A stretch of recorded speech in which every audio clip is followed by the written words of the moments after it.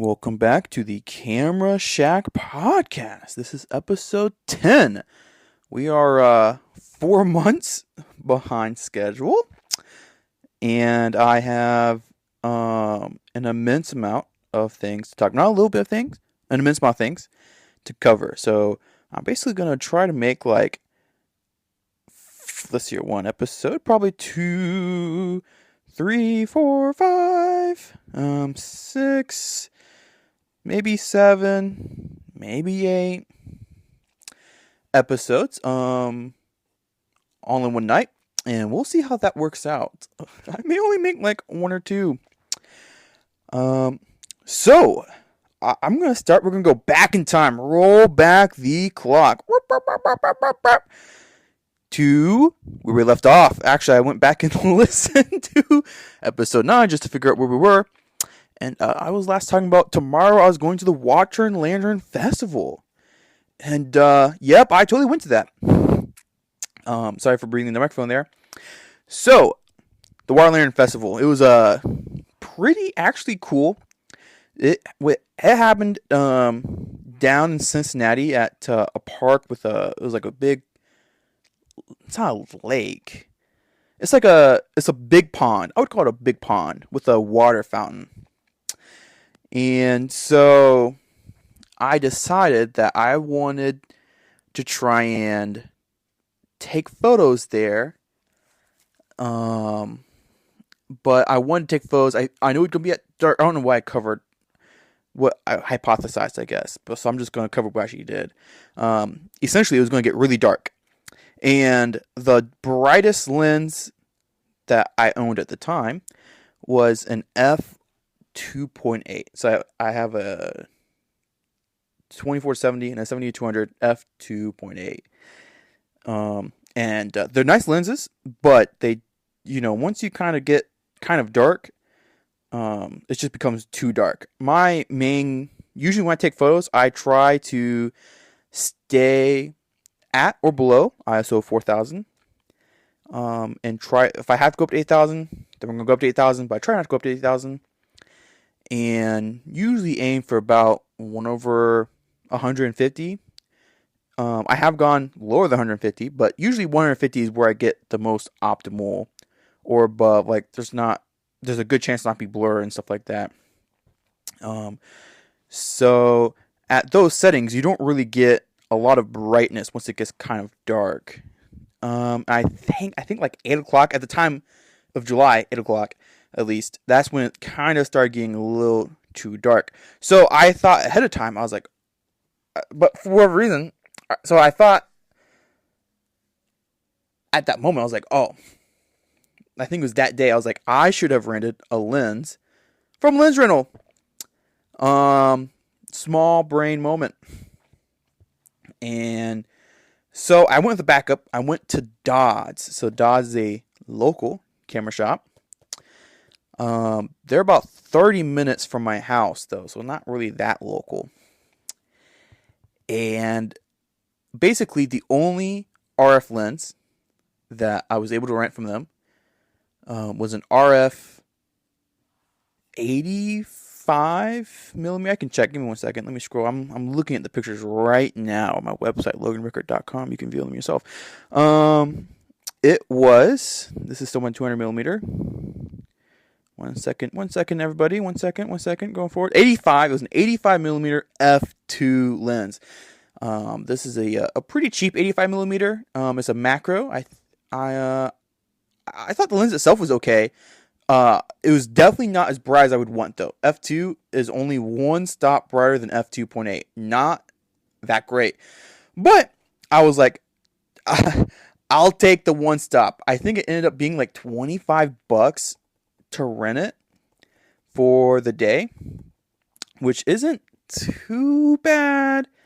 Man, okay, I'm sorry, guys. I know I'm breathing in the microphone a lot right here, because I'm holding it, and every time I breathe into it, I can feel it. So I apologize for that. Maybe if I do, like, maybe I'm gonna look not at the microphone, and hopefully that's gonna fix that problem. I don't know what my train of thought was there. Oh, so I rented this lens. It was like $25 day of. I was like, this is probably better than f2.8. once it gets really dark. Um, so I'll get into how it performed here later, but we'll start at the top here. So the event started I don't know, mid afternoon. I think the timestamp there's timestamps, but I think they're wrong on the website. This says what 6:54 5 p.m. That doesn't sound right, but I think it's an hour off. So I think it was probably 6 p.m. or it's 4 p.m. Doesn't matter.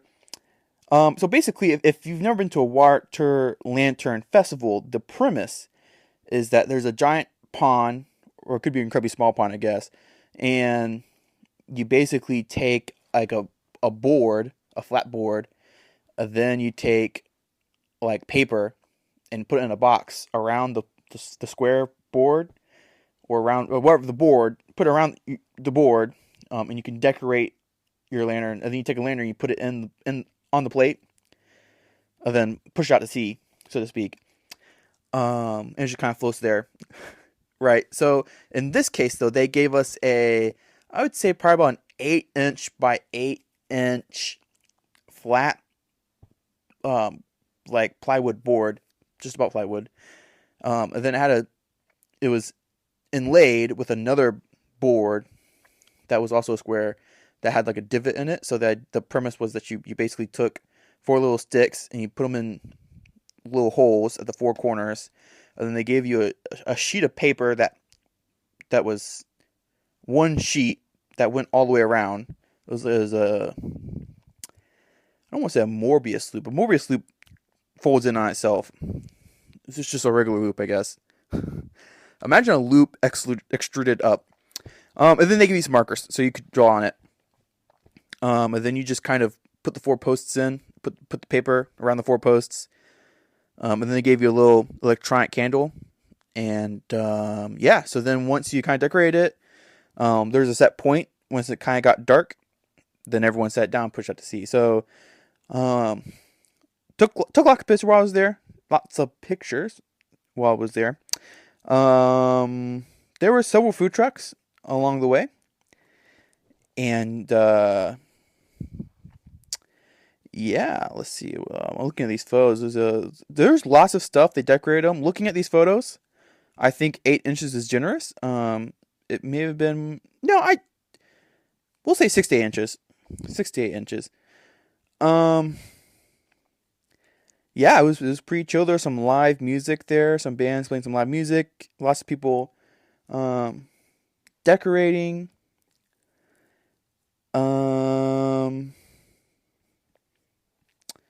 This segment must be really boring. Sorry to disappoint all of my strong listeners. But hopefully this is exactly what they expected. So as things got darker, everyone kind of got their lanterns on already. They turned the lanterns on, put them in the water, and then pushed off. And right about that time, it was right after sunset. So twilight-ish is when everyone started putting it in the water. And then once the sun had kind of like officially set, I guess nautical twilight, that's when everyone, really set in and started, pushing it off so it would kind of float towards the middle. And right about that time, too, is when I switched over to using the 85 millimeters. So as far as like only having 85 millimeters of focal length to work with, it went well. Luckily, it was a stabilized lens. I didn't feel like I was missing out at all with only having 85 millimeters. Like, I didn't feel like I needed like to zoom in or zoom out any. Like, I feel like I got a good range of photos across the board. It was definitely not bright enough. So a lot of the main photos, the majority of the photos, I should say, I took at, let's see, we're looking at 1 of 100, ISO 8000, f2, and because I took them at 8,000, they still weren't really bright enough. There's definitely a lot of noise. I think if I had pushed it to 12,800, it probably, the image would have been more grainy, but I think would have looked better in the long run. But I guess, here we are. Some of the photos I think I did take. I'm scrolling through these. I did not take any slower than 1/100. I thought I did take a little slower 1/100, but for the most part, they were all 1/100. There were a few that were very close in on the lanterns that I did take at ISO 4000 1/100, and those turned out pretty nice. Here we go. Okay, so some of the last like 5 or 10 photos, I did take. I took them at, let's see, 1/30. That's pretty slow. It's not blurry though, but for that trade-off, I took it at ISO 2000. And these are actually some of the best photos that, or at least look the nicest, that were taken at this ISO 2000. Like there's basically very little grain. They're very clean, but they're also not blurry for 1/30. 1/30 at 85 millimeters handheld. These are actually pretty impressive shots for not being blurry. So that was kind of the experience. I mean, I think in the end, I would have much rather have had a f1/1.2 over an f2, because that would have been 1.5 extra stops of light. So, for example, right, if I go back a little bit to this image that you can't see, but I'm just going to describe here. So there's an image, it has lots of water lanterns along the edge, and then there's a bunch of people all crowded along the edge and sitting on the edge, like looking out, and it's all like all the candles are yellow, so it's kind of like they're LED candles, but they're yellow candles, really blasting out that yellow onto the crowd here. And I shot this at 1/100, 8000 ISO. So if I had to stop, let's see, 1.5 stops of light. So I could have cut it down for one stop. If I stopped it down to 1.4, I think, that would have been 4000, ISO 4000, plus another, it's like 3,000, ISO 3000. Or what I probably would have done instead is actually cut it to 1/4. So I would have done ISO 4000, 1/150 at f1.2. And I think that would have given actually great photos. I think there's quite a few photos I had to just kind of delete because they were just too dark, and if I brightened them enough to make them even like usably dark, there was a whole bunch of like green grain, like the worst kind of green grain, grain that's like very green and black, and just doesn't look good. Like even now at 8000 1/100, I think some of these last photos that were taken at 8000, I basically resized them to be like 50%, at least. I think they're at least 50% resized, just to remove a lot of that bad grain, but still be usably bright. Let's see this. This is 1400 by 934, and normally it's 8000 by 5000.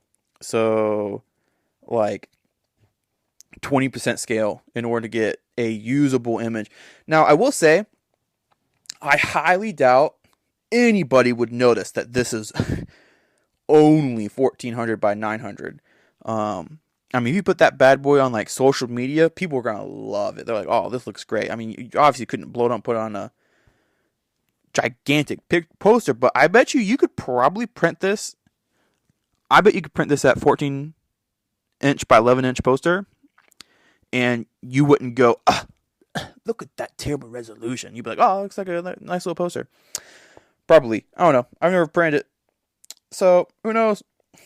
But anyways, that was that kind of experience.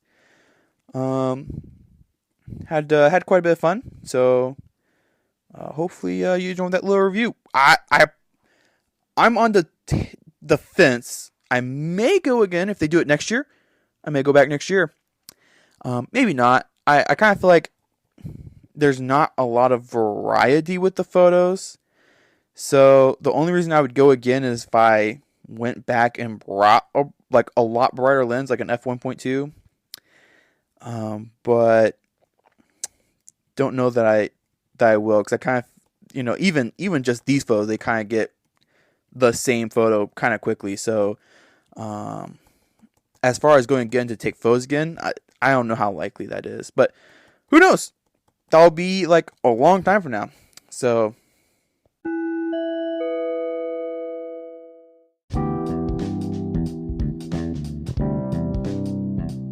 if you haven't already, check me out on Instagram at the Logan R. I would really appreciate it if you could check out some of the photos, maybe like a few, and give me a follow. It would really mean a lot.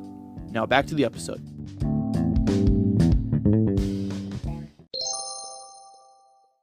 So for our little second segment, I'm just going to quickly talk about the new Blackmagic Pocket Cinema Camera 6K G2. For all 0 people who care about this, Blackmagic has released a new 6K camera. So it is pretty similar. It now, I believe it supports okay, let's see. So it has an adjustable tilt LCD screen, which is new. Let's see. It does support the viewfinder mount, so you can use a viewfinder with it now, which was introduced with the 6K Pro.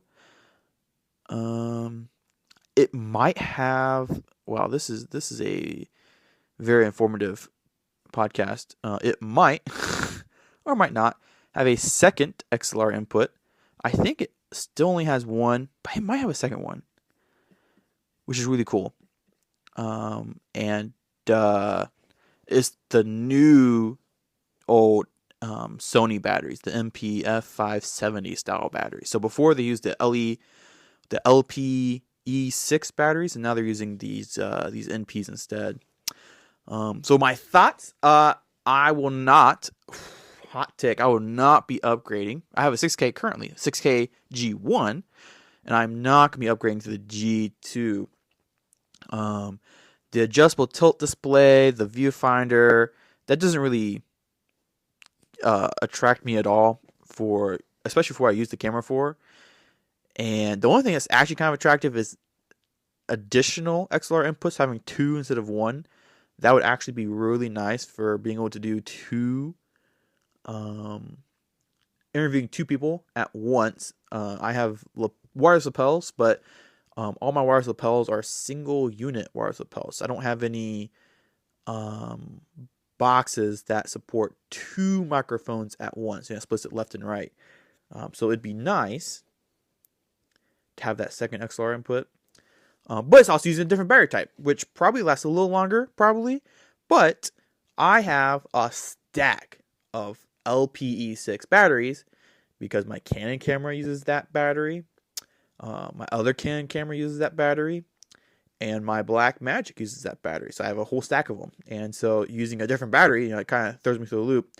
But I think the number one biggest drawback here for upgrading is that it's still an EF mount. And that would be the only reason. If they came out with a G2 or a G3 that had a RF mount, I would be way, way, way more inclined to pick it up. So until that happens, we're just gonna keep it real with the G1. The reason I want the RF mount is because I invested in all RF glass. So I got into my cameras kind of stuff right around the turning point when RF became attractive. So for me, it didn't really make sense to buy EF glass because it's out with the old and with the new. I was like, if I'm buying glass, I might as well just most of the stuff is around the same price, give or take. Some of it's a lot more expensive, but a lot of it's the same price, or it's negligible, right? It may be $1,500 for the lens, but if you use that $1,500 lens for 5 years, right? It's like, well, I'm glad I saved $500. It doesn't make any, let's say instead of buying a $1,500 lens, RF lens, I bought a $1,000 EF lens. But I basically, we'll just say for $500 less, 5 years. So for $100 more per year, I could have gotten a much superior lens. And that's assuming I only used it for 5 years. And after that 5 years, if I want to sell that lens, the RF will have a lot better resale value at that point, especially than the EF. And so I guess that was kind of my whole idea, right? I figured moving forward, the new camera, new Canon cameras, etc., are all gonna be using RF anyway. So rather than trying to adapt to all these other stuff, I just went with RF. But a consequence of that is, like, for instance, the G2 doesn't use RF, uses EF. So my main thing here is I'm basically going to do one of three things. A, wait until Blackmagic 6K is released with an RF mount. Now, I don't think this is going to happen anytime soon because RF is still very proprietary. They're really trying to hold on to the mount. So I really doubt that Blackmagic is going to get that license to use the RF mount. Option number 2, I switch from a Blackmagic 6K to a Canon C70. Now, as much as I would like a C70, I actually don't want a C70. And I can get into that variety of reasons in a different episode. But essentially, I'm pretty happy with the video quality from my current Canon camera, but with the R series, So I don't think the extra $5,000, whatever it might be, and it's bulkier, more convenient. I just think it'd be just easier, just stick with, I can just take photos, I can take videos, take videos, back and forth, and it's just one camera. Whereas the C70 is very specific. Anyways, I was going to another episode. The option C is buy a red Komodo. And I'm absolutely not going to buy anything red. But the red Komodo is an RF mount. So that's how we're kind of stuck in this position where we'll probably never see, or many years from now, we'll see an RF Blackmagic. I'm not going to buy a C70, and I'm not going to buy a red Komodo. So effectively, I think my Blackmagic is getting more and more niche. The needs of my Blackmagic getting more and more niche for me. The longer I own the Blackmagic and the longer that I use my R series of Canon cameras, they're really kind of a lot more versatile for me than the Blackmagic. They're less bulky. I have way better lenses for them. The stabilization is way better. So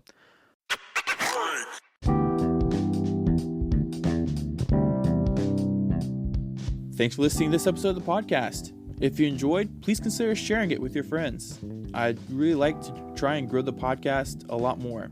If you haven't already, check me out on Instagram at TheLoganR. And until next time, thanks.